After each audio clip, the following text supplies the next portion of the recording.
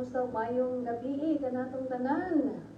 Welcome na usab sa atong tulumanon ang atong programang lugas. O kini ang programa sa atong parokya sa Immaculada Concepcion dinhi sa lungsod sa Manolo Portage, probinsya sa Bukidnon. Salamat kaayo sa inyong kanunay pagsunod sa atong tulumanon. Murag duha ta ka Biyernes nga wala ninyo makauban may suon. Tungod sa ato ang mga daghang mga kalihukan may suon I cannot be physically present here, no? So nagpasalamat ta kang Brad Bert Boynay sa pagayon og igong panahon aron nga makalingkod dinhi sa atong tulumanon wala ta dinhi, no? Salamat kaayo sa kanunay ninyo nga pagsubaybay. So formal na itong pag-ablihan may igsoon ang atong tulumanon manguros kita sa ngalan sa Ama ug sa Anak sa Espiritu Santo. Amen. Itimbayan ako ang atong Padre Cura, Father Bong Namukot, ang atong pong Padre usab kang Father Jomar Tulungya, kang Father Bart Villarin, o maayong gabi sa tanan nato nga mga lumiyog sa atong kumbento, no, nilang tata, nila ni Vilma, isa pa inalihan karon, Sis Mili, may gabi sa mga kabatanunan o sa atong mga brad alagad nga karong adlaw nagapaygayon sa ilang renewal, retreat and renewal of vows as alagad, no? So congratulations sa atong mga brad alagad sa pagpadayon, paglahutay, gas pagpangalagad sa atong Ginoo. Atong gigreet ang tanan nagtan-aw kanato sa atong lugas FB page. Ayaw kalimot sa pag-share o pag-follow sa atong lugas FB page. So salamat kaayo, nakatabok na kita 300 sa atong followers. We are now 305, no? Naata diri sa atong lugas FB page. So salamat kaayo. O ingo man usab may gabi tanan naminaw sa atong sibiyahanan radyo natin 100.9 FM. Sa tanan ng mga nagabiyahe karong mga orasa, maayo kaayong gabi yung tanan sa mga nanikay-sikay usab sa ilang panihapon. Sa inyong panihapon nun niya. O mukha ba sa isa amo ron. So amping-amping lang, medyo init ang atong panahon, no? Ato pong pag-greet o get well soon, o maayo naman, no, na back to work na. Si Ma'am Rina Quinyo, atong Reyna sa kinaiyahan, maayong gabi o kang Clive Quinyo, atong board member, vice governor. Dayon atong pagrito sa atong lang Mayor Rogelio R. Quinyo sa tanan natong mga municipal officials. O sa tanan nga mga empleyado sa LGU Manolo Portage, maayong gabi. Sa tanan natong mga apostolado, devotions, movements, organizations, pinanguluhan sa atong PPC, atong PPC Engineer Rudy Calva, sa tanan nga mga katikista, labi na sa mga magseminar ugma. See you tomorrow. O ingon man usab ang atong pag-greet sa tanang mga district coordinators, mga PEC leaders nga nagatanaw sa ato. Maayong gabi kan natong tanan. Agad ko kayo makaklaros mga nga, huwag ko makatipara ron. Atong gigreet si sa Malaysia. Tunugan. Kamay gabi O sa'yo kayo naka-tune in si Brad Jeremy Cabalya sa entire family ng gabi. Salamat kaayo. No, sa tanan nga nagtanaw sa ato sa Immaculate Conception Parish nga page o ingon manusab sa ato ang Catholic Faith Defenders nga page, no, may gabi kanatong tanan. So may igsoon ni nato maglangan anita sa atong first part, atong tan-aw ng atong pagtulunan o atong paminawon. Kini nindot kayo pagtulunan nato o yatag kanato sa atong usa sa atong Elim Vision Directors, the eldest of Brother Willie Nakar, founding elder of Elim Communities. Ang title sa atong pagtulunan is Nothing is More Useful Than This. Yatag kanato ni Sis Dili Maranyon. Sa atong tanawon, paminawon ang atong pagtulunan, yuluhan, nothing is more useful than this.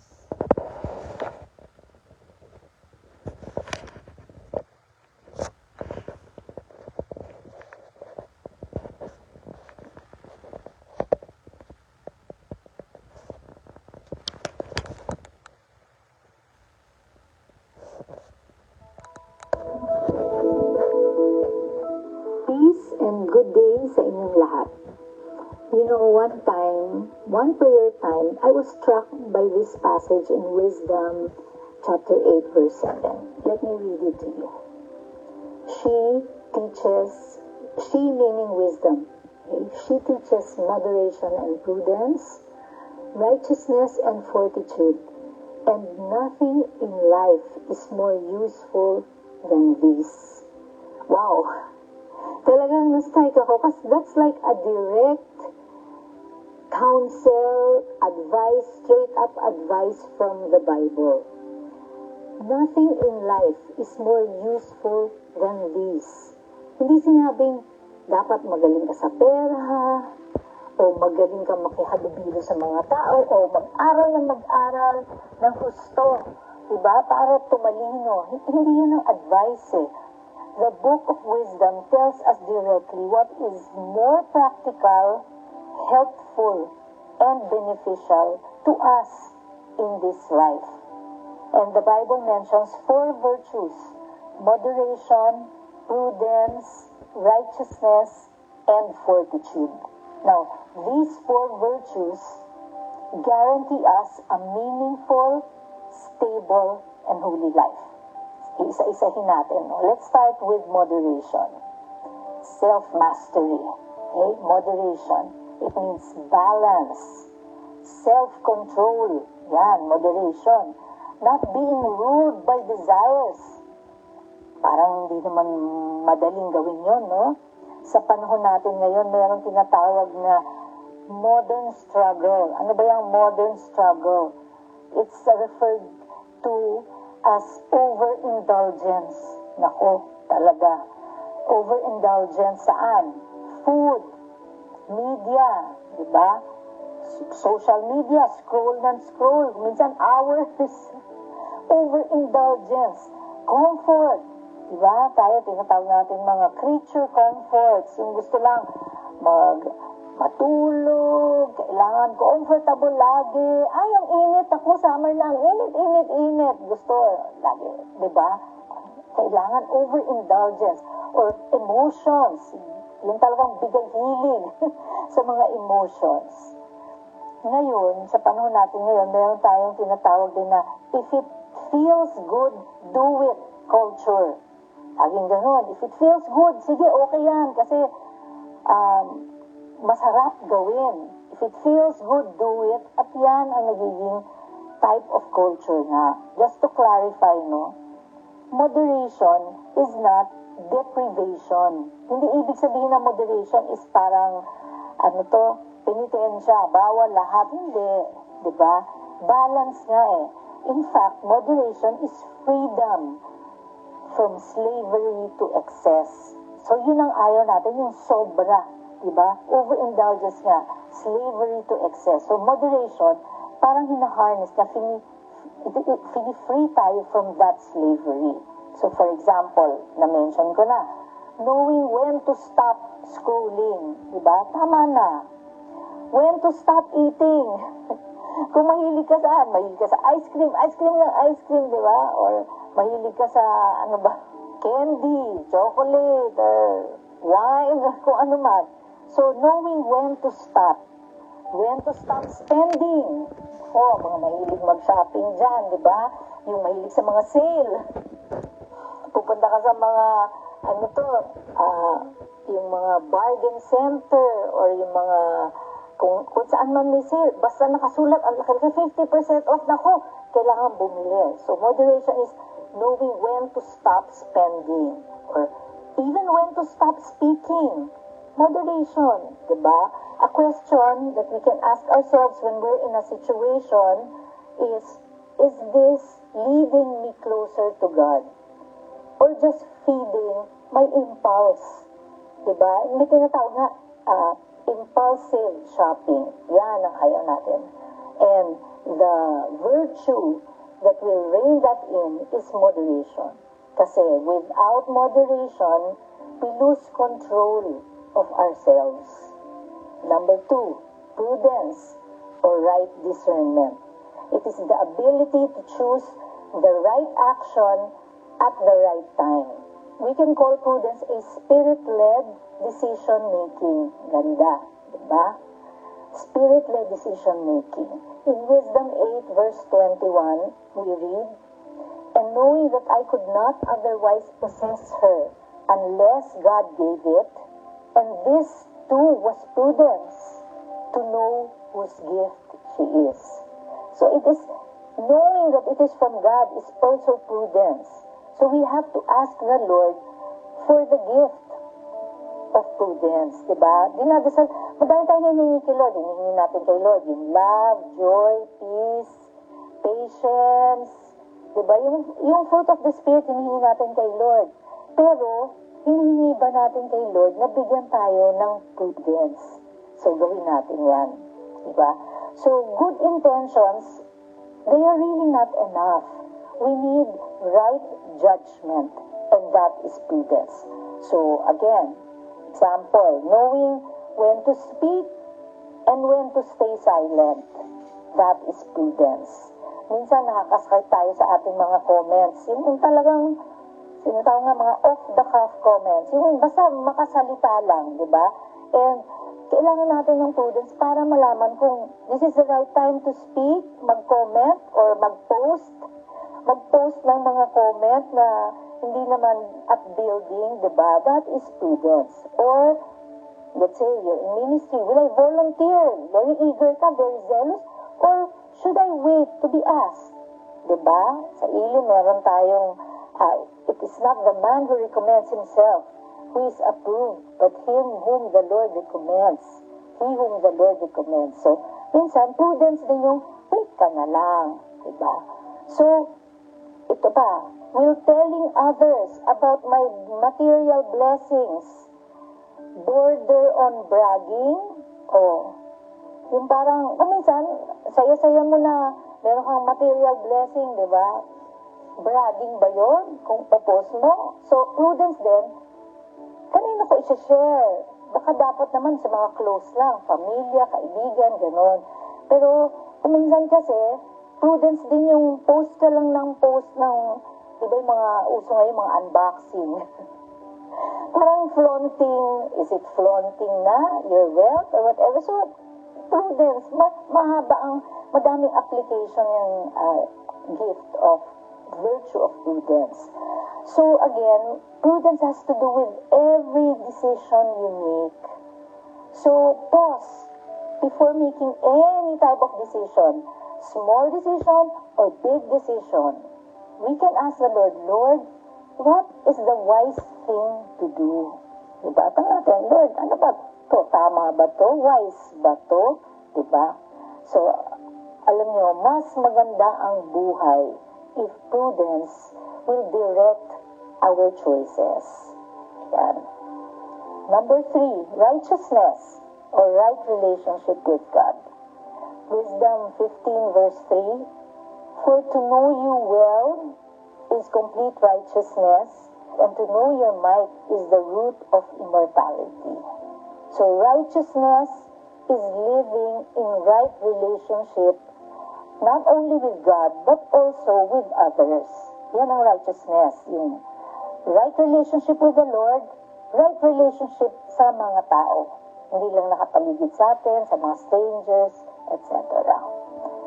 For some kasi, yung righteousness, ang tingin nila parang rule following lang. Susunod lang sa utos, di ba? Parang ganun. So, kailangan, we have to, masyadong strict. Ang Bible, kailangan sundin natin. Hindi. Righteousness is a relationship-driven living. It's based on relationship with God, relationship with others. So, contrast natin, no? Example, external compliance versus internal transformation. Yan ang diferensya. So, for example, if you are acting with integrity, even if no one is watching you, mag-isa ka lang, pero tama ang ginagawa mo according to the laws of the Lord or according to what the Bible teaches. So, what the Spirit will lead you. So, it's very important, yung integrity na yun. And then, a question we can ask ourselves is, does this reflect who I am as a child of God? Diba? So, yan, righteousness, whether in public or in private, kailangan tama ang ginagawa natin, righteous living. So, living rightly may be challenging, diba? Sabi niyo, ang hirap naman yan, but it will assure you of a better way of living. Number 4, fortitude or strength to persevere. Hindi masyadong familiar sa atin yung word na fortitude or yung virtue na fortitude. Pero araw-araw, either ginagawa natin siya, kailangan natin siya, or kailangan natin i-pray kay Lord yung fortitude para gumanda ang ating the way we will approach or deal with all the trials in life. So, fortitude is courage and endurance. Yan. Yung long-suffering. Courage and endurance in doing good despite difficulty. Kahit mahirap siya, fortitude is what keeps us faithful even when it's hard. Diba? Yung nahihirapan ka na sa kalagayan mo, sa sitwasyon mo, pero kapit lang kay Lord. Hindi ka bumibitaw. Yan ang fortitude. So, even in the midst of temptation, diba? Pagsubok, or in the midst of discouragement, panghihina ng loob, or in the midst of persecution, may nag-uusig sa'yo, or burnt out, yung sobrang pagod, diba? O may magandang, very descriptive Tagalog word sa burnout, pagkaupos. Yung pagkaupos, yung talagang and yet, despite all these, temptation, discouragement, persecution, burnout, you are still there, enduring in the Lord. So you continue to seek the Lord, despite all these. You continue to serve the Lord, in spite of all the difficulty. That is fortitude. We can pray every day for strength. Sabihin natin, Lord, help me to stay faithful.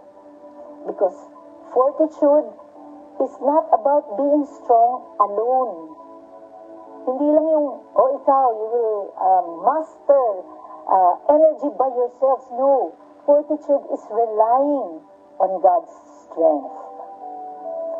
Okay, so let me read to you again the first passage that I mentioned, kung ano yung nag-strike sa akin talaga dito, which is Wisdom chapter 8, verse 7. Wisdom teaches moderation and prudence, righteousness and fortitude, and nothing in life is more useful than these. Grabe, ano?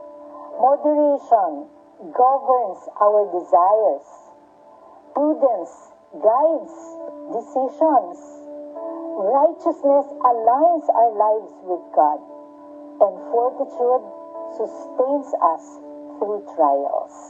Now, these four virtues work together and they help us live a complete and victorious Christian life. In Jesus' name, amen. Thank you so much, Sister Lily, for sharing with us God's Word tonight. It is always a blessing to be refreshed by His Word whenever we join.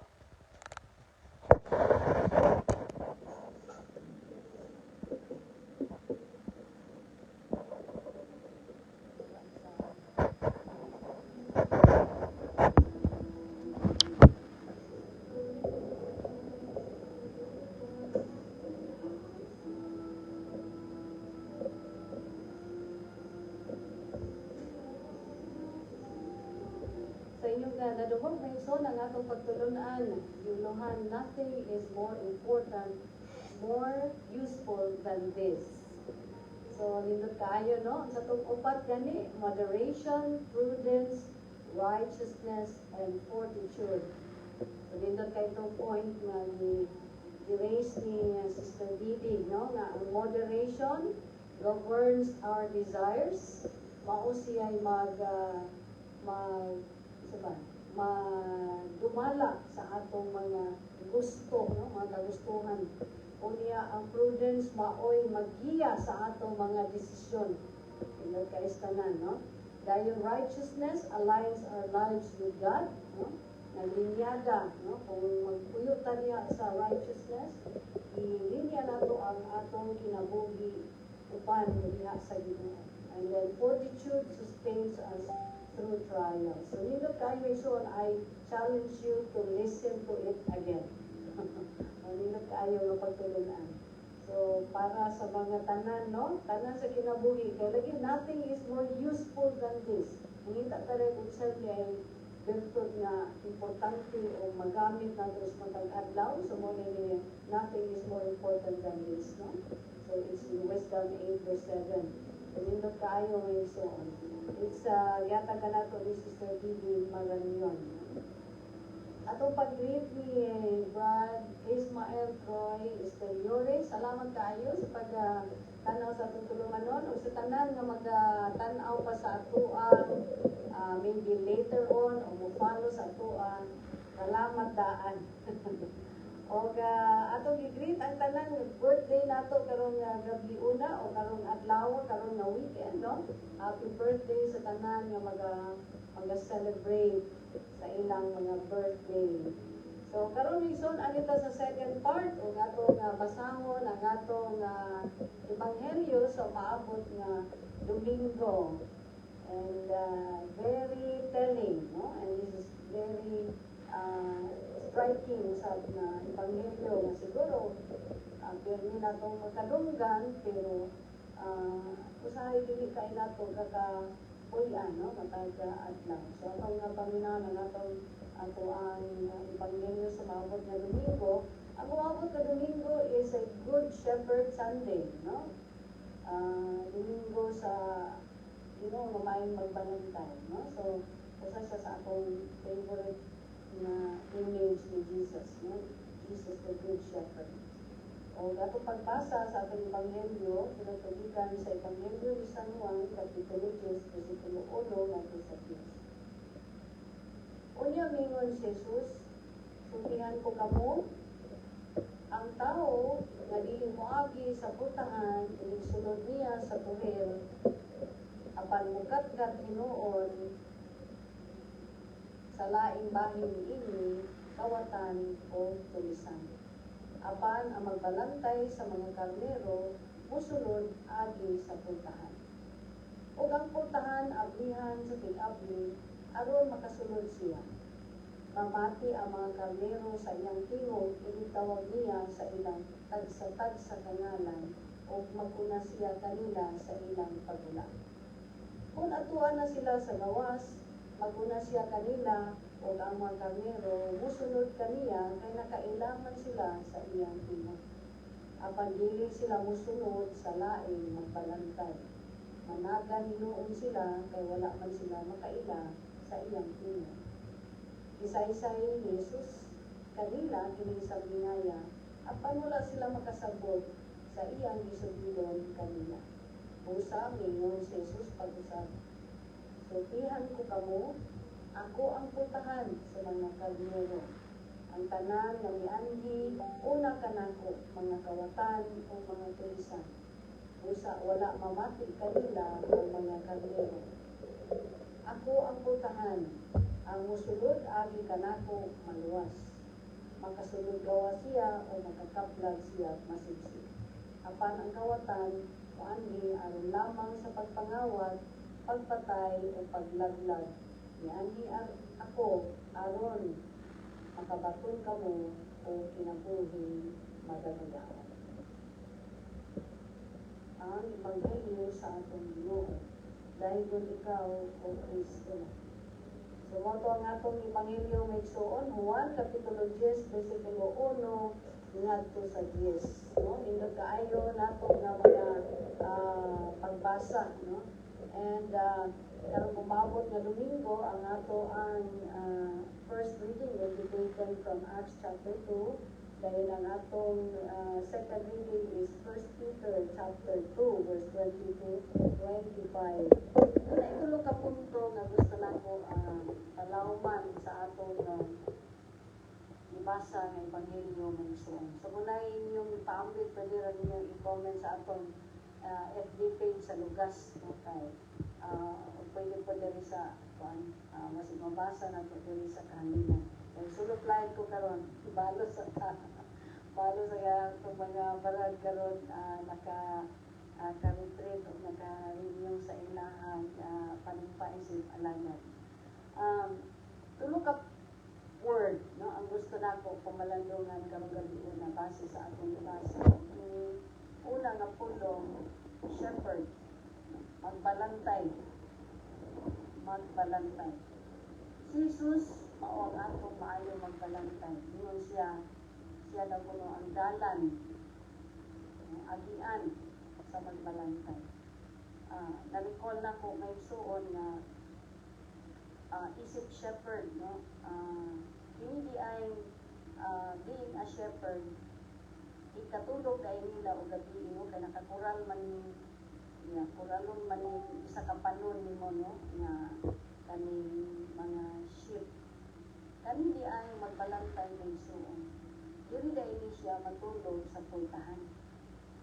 No? Kanang murabag iyahang ibabag ang iyang lawas sa pultahan aron nga kun duna magani mo attempt nga mananap o tao sa pagpasipala sa iyang giatiman nga panon sa mga karnero, moagi gyud sa iya, but over my dead body.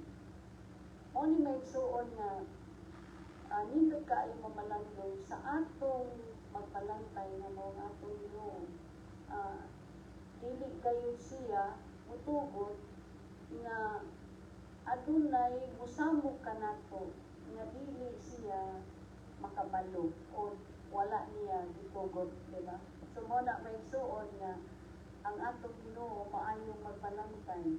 He loves us, sacrificial ang iyang pagigugma, ang iyang pagprotektar kanato, no? O ang iyang pagyong intimate nga pag-ila sa iyahang tagsa-tagsa ka karnero. So nailahan niya, no? And in the internet, we saw kanang nakoy nakita niya, ako nilipakita sa mga prayer meetings na every time mag-discuss niya aning maayo magbalantay. There was a video of a kanang flock of sheep and so on niya. Kaning ang kanang mga turista ba, so hingnan sila sa tour guide, sige sila yung sangkit kanang tawga ang kanang mga sheep, no? So abin yung may suon, bisag sa kusaon na kung sangkit ang mga sheep, isang pangutanta, saan pag sangkit kaya atong awaton, dilugit sila, mamansin ka na. Amazing guys ka na doon niya, pagtingog sa magbalantay, nga iyahan yun ang tingog, no? Kanang pagsugod pa lang ng sulti, ang ila bitaw, yung kanang sabsab man sila, no? Sa video, nagsabsab sila, no? Gitsurot nila yung sila pura bitaw, misaka na ng ilang ulo, nga naminaw din sila dahil misunod. Tinanakit ka amazing ang mga sheep, no? O magiging ko kaatiman o sheep, no? Kanding noon, may panahon sa pangulan dito sa guluan, pero kanang sheep, wala ko, no? Pero inaana dahil na sila, no? Very, kuhan sila, kanang mindful sa ilang magbalantay. So, ang tingog sa magbalantay, mainhan din na, no? So, they listen to the voice of the shepherd. So, ang atong Ginoo, mawa ng atong magbalantay, so siya ang nag-atiman sa ato, naghatag sa ato, o kinabuhi, no? Muna nga, no, diha sa Matthew, no, sa katong sambingay, bitaw, may tuon sa nawala at tablero, diba, ang shepherd, pagitaon niya ang nawala. So, I truly believe na isuon nga, sa panahon nga, mulihay ka, maka, medyo ta mawala, or may saag sa panahon, pagitaon kita sa atong Ginoo. Muna may isuon nga, importante ka ay mamalandong sa atong maayong magbalantay na siya ang nag-atiman, siya ang nagbantay ka nato. Kung mamalandong kita, isip mga karnigo. So, munang kaning ang ikaduha nga pulong na gusto na kong pamalandungan, kining panon, no? Flock.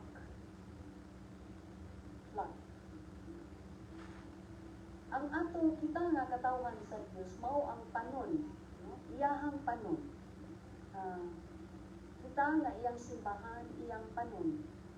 Itukod ni Kristo ang atong simbahan, no? 1 Timothy 3, verse 15, diba? Kung manang, the church is the pillar and foundation of truth. Siya ang haligi o sukaranan sa kamatuoran. Muna may igsuon nga, isip ko sa kapanon, mamalandong ta mga igsuon, isip ko sa kasimbahan, no? Labi na karong mga panahon na daghan kaayo ang mga challenges sa atong palibot, no? Sa gobyerno, sa krisis, no? Ang ato ang connection bitaw nato sa atong Ginoo, no? Pasalamat kita sa Ginoo nga aduna gayud siya open arms nga kung mahimulag ta kaniya mo makabalik kita kaniya may igsuon. Una nga iabot na pamalandungan ako ba nga as a church, we should be very proud na we can trace our beginnings to Jesus and to His apostles. Kanang masubay ba? Masubay. Munang challenge sa ako kasi ang atong gisunod hindi ay konektado dito kan Kristo. No? So wala ta na-appeal sa panon, so wala ta na-appeal sa panon. So kaning naabata sulod sa iyang flock, no?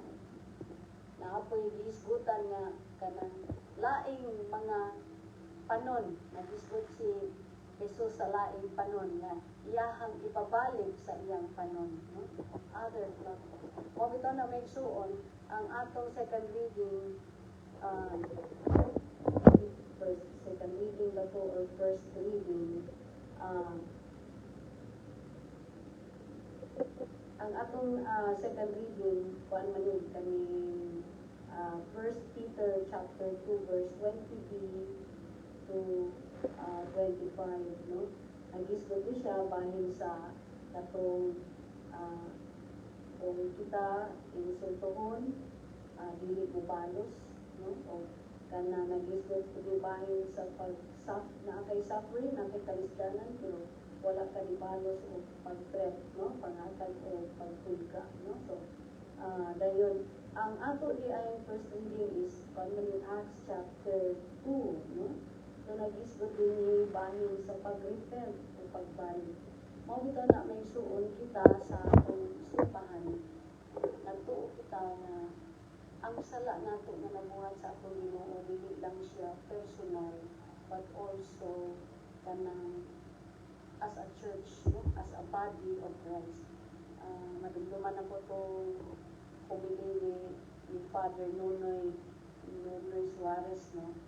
Na the moment nga makasala kita, iyang i-compare sa ining sa amin, no? Sa kasami nga nabuang, no?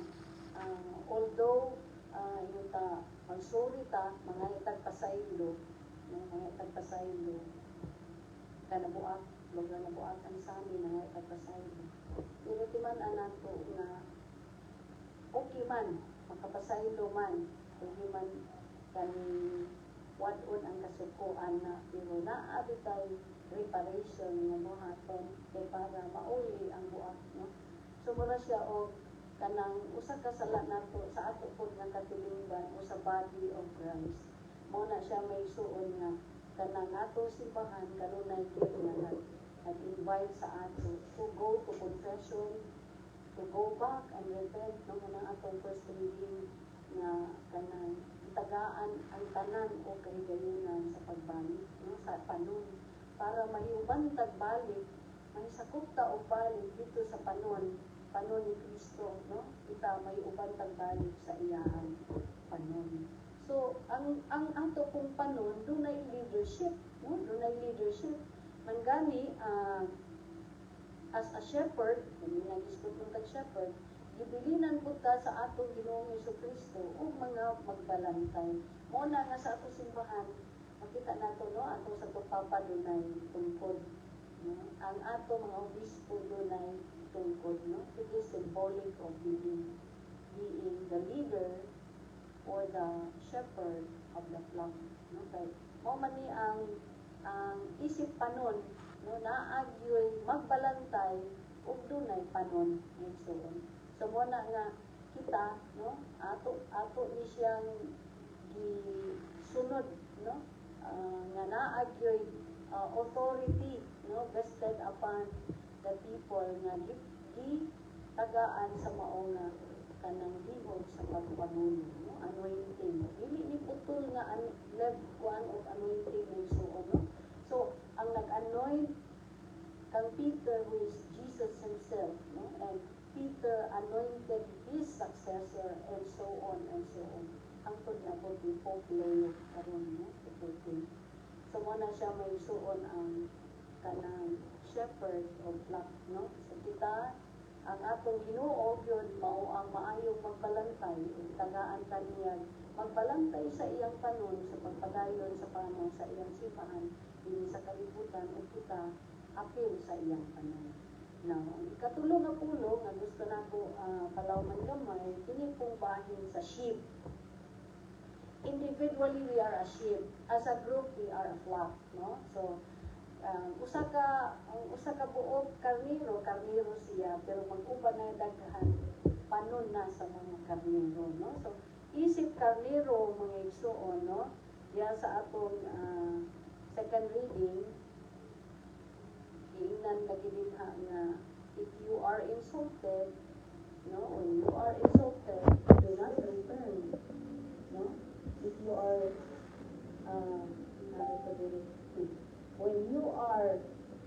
when he was insulted, he returned no insult. So mana ang ibuhat sa atong Ginoo gani ang obedience sa atong Ginoo is obedience unto death, no?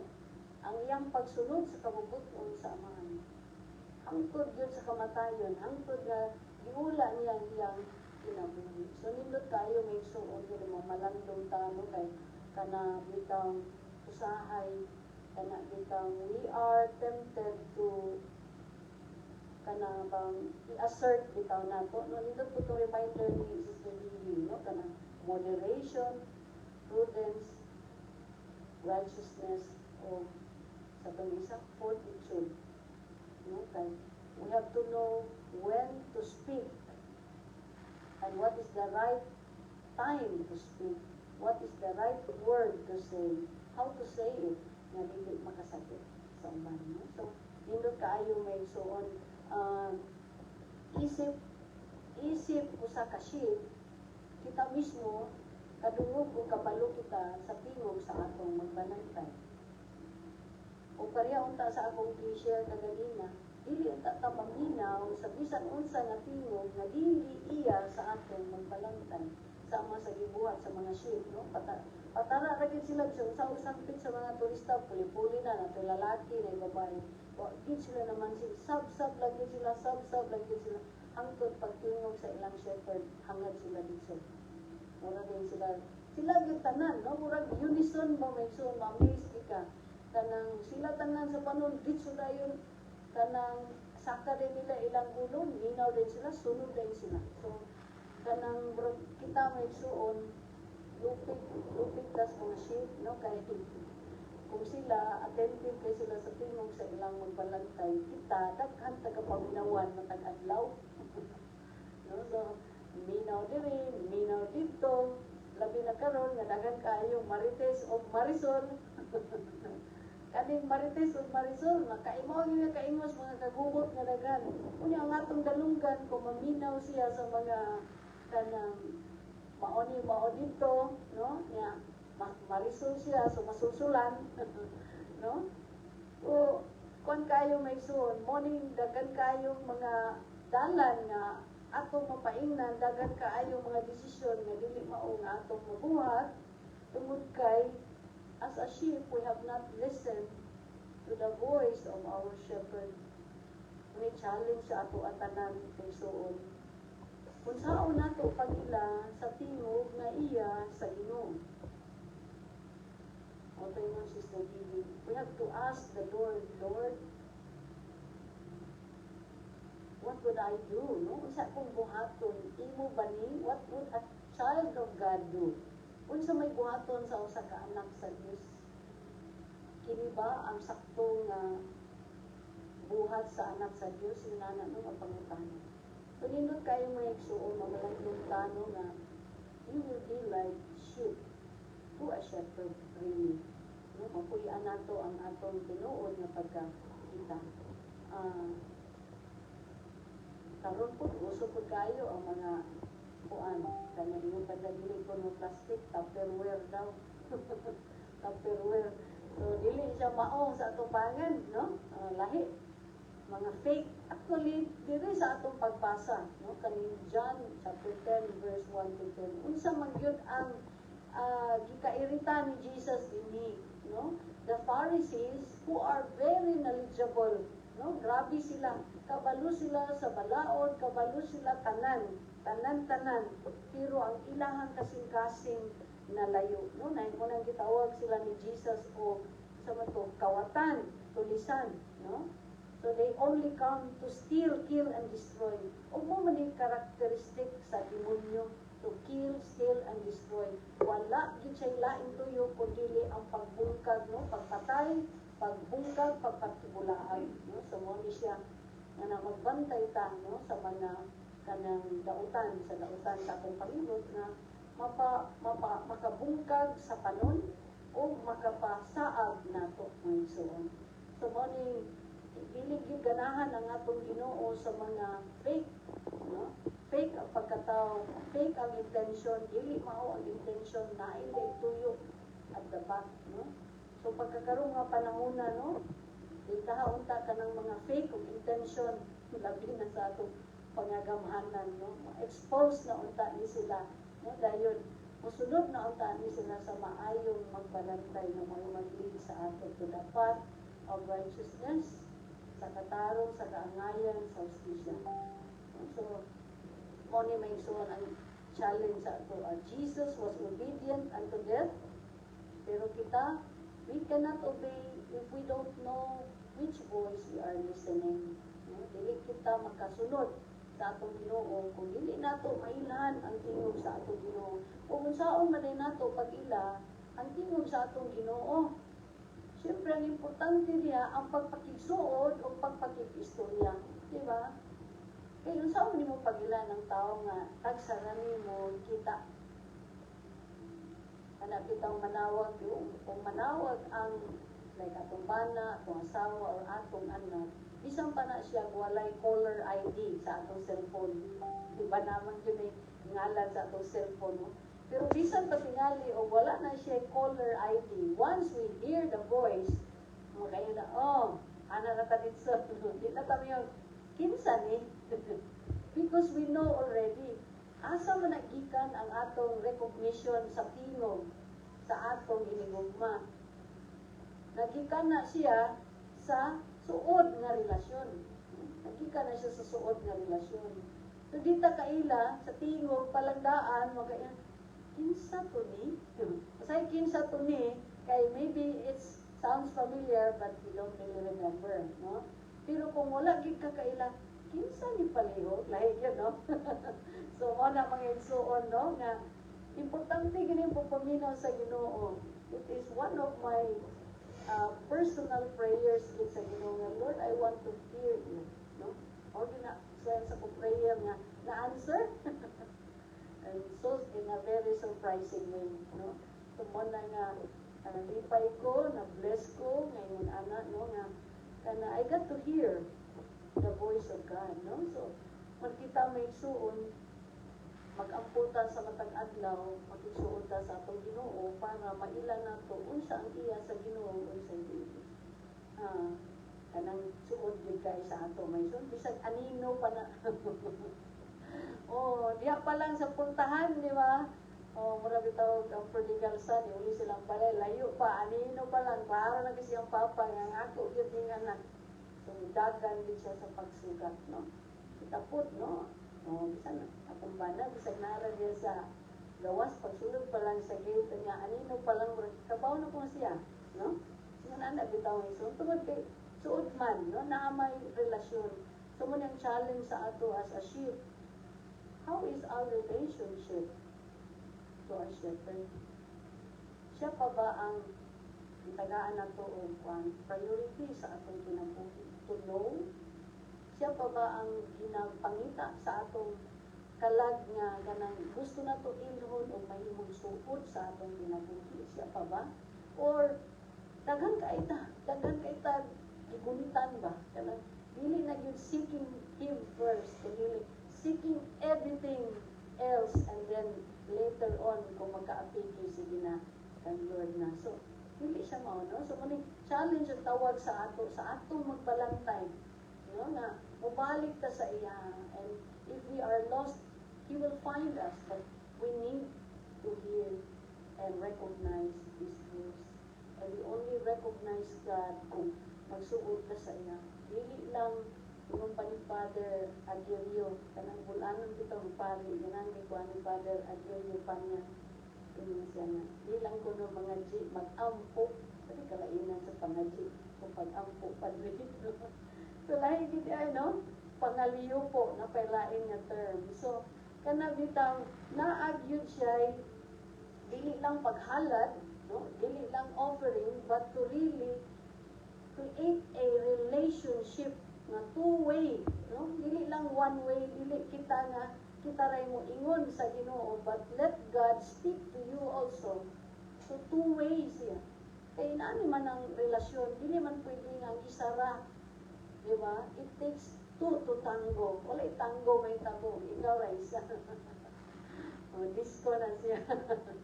Disco, ikaw ray isa. So it takes two to tango. In a relationship, there's give and take, no? Two ways yan. So muna nga, ang Ginoo, nagigugma na to, we have to love Him back. And when we pray to God, we speak to God, we also let God speak to us. Muna nga, usa ka importanteng elemento sa itong pag-ampo ng suon, dili lang ang atong formula prayer. Dili lang po ang atong pagpangayo o pagpasalamat. Usa sa importante, and it's in the last part, but it's very important, is the quiet time.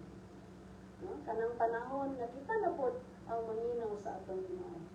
I challenge you, may so, no? Kanang kung naka-experience ang mga sa quiet time, manindot bitaw, makaingon ta lang.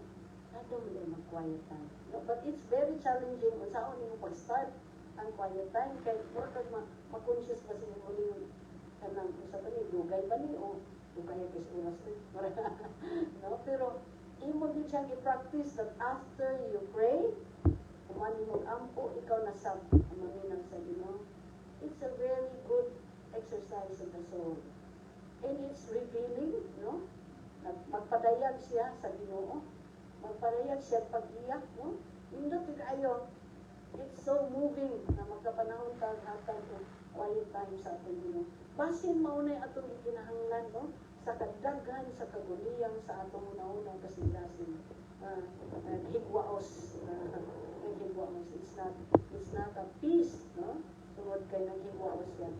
What's the solution? Isa siguro anak, gana siguro paghatag ng quiet time.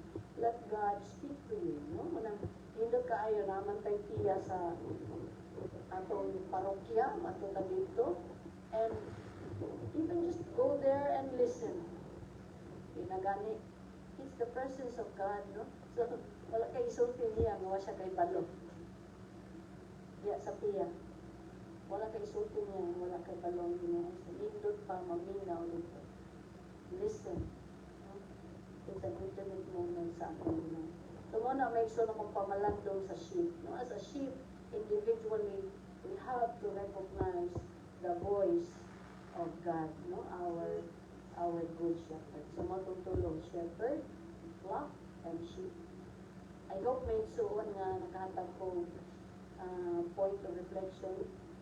So, ako mga naminaw karong gabi una, let this feast, no, a very good reminder sa ato, no, mabalik kita sa panon, kaya sa panon sa atong para na po, very special yun ang good shepherd. No, ako lang i-share na kamanday time katong nag-atong sa Jinsan, sa lubong sa akong ig-agaw, no?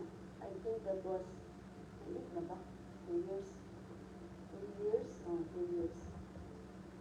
Grabe yun ang akong kalipay. Pinangita ng simbahan pa kay Easter Sunday. Itong niya ato nagka-kabisang itong kato na Easter Sunday nangita ng simbahan. And when I saw na it's a Good Shepherd Parish, marami ko kay lako. Kaya nag-ampo mga Lord, kaya nang ayaw tao ito ko itong mag-Easter Sunday ni kasimba. So, murag yung kong gidala sa ako magpalangtay, nang ipaatog yung ko niya sa iyahang kuan sa tulugaran, nakalimot. Basta ganito yung sa Good Shepherd Parish nag-ato, grabe kita nga kong kalipay. No? For me, it was an answer that He gave. When you are lost, no? God will find you. Pagitaot ka para maulit ka sa ito. So, muna so, I hope na ma-inspire mo, no? We have inspired you to come attend the Mass, no? Gabi na karong umabot na Domingo, Good Shepherd Sunday.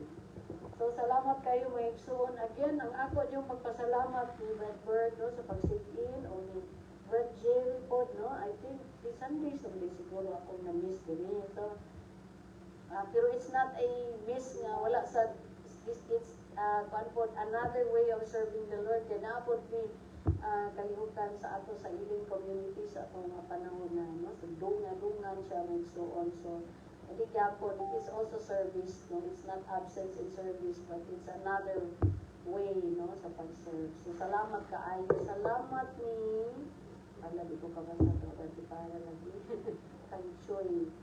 Choy, kaning isa is si, di ko kabasa nila. Salamat kaayo sa nagkananan ko ng speakers. Basa ba na ako ang nagkuhan sa ato, nag-follow. Marami ko ng video tagili baka niyo sa tugas baka niyo. Salamat kaayo, no? So mga nagtanaw sa ato sa lugas o sa atong personal usab nga page. Salamat kaayo sa inyong tanan, no? Salamat kayo sa inyong tanan. And since nakabalik ta may suon, gusto ko maghatag og load sa atong mga naminaw karong gabi una, no? Sige, ready na ba ang tanan? Pwede na to i-text sa 0977-802-3373. Pwede po na to i-comment din sa atong Lugas FB page. may gabi kay Brad Rinaldo Pinalas ang atong sa mga suki kayo din sa atong tulumanon. So kayo isa hindi na ko basa no. So salamat din kayo. Sige, so ready na ba ang atong pangutana? Daghan kay kung gusto ipangutana no. Pero ako na lang simplify para maka-answer ang tanan.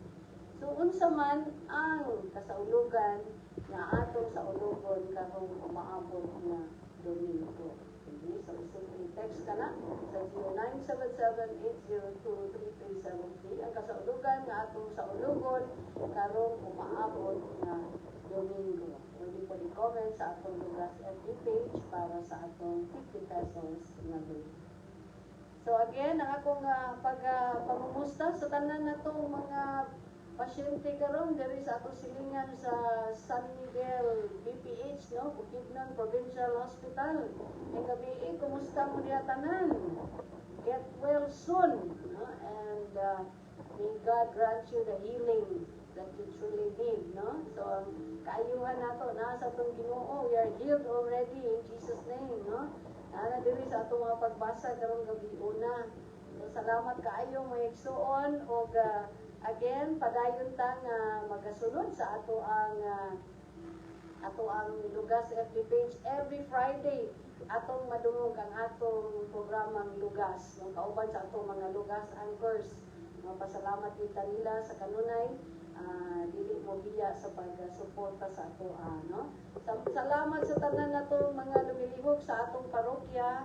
Ato din pagpasalamat po sa mga sponsors nato. No? Ako nakapasalamat sa mga nag-sponsor sa ato so 7 last words nga atong na air no atong na pagawa sa atong Lugas FB page. Doon na lang tay mga challenges mo hindi kaayo victorious may igsuon pero salamat labi na sa usab sa mga nagbasa mga na-assign sa atong 7 last words. Salamat kaayo sa inyong pagpangalagad sa tanan nga suporta o sa atong malampuson madaugon no nga si Mano Santa. So paabot na punta sa atong pagsaulog na po sa Pentecostes pohon, no? So, ilang ka Domingo karon. So, maigsuon, salamat kayo behalf sa atong Padre Cura, Father Bong namugot ang pagpasalamat ni Padre, dagan kayo yun, no? Sa matag misa, no? Nagid ang mga pagpasalamat, no? Sa kanunay o pagpabilin sa atong mga parokyano. Hopefully, we can bring those lost sheep to the flock, no? Or the other flock to our flock. So, salamat kaayo. O wala tayong oras din sa atong tulumanon. Salamat kay God sa pag-assist sa ato karong gabi una o sa akong bana sa pag-standby practice na. Hindi kaya pong kusulog sa sulod air. Salamat kaayo din yung tanan. O hindi na lang kong photo kali pa ko na tayo oras. O ako magaingon na lang. Salamat o dalaygon ang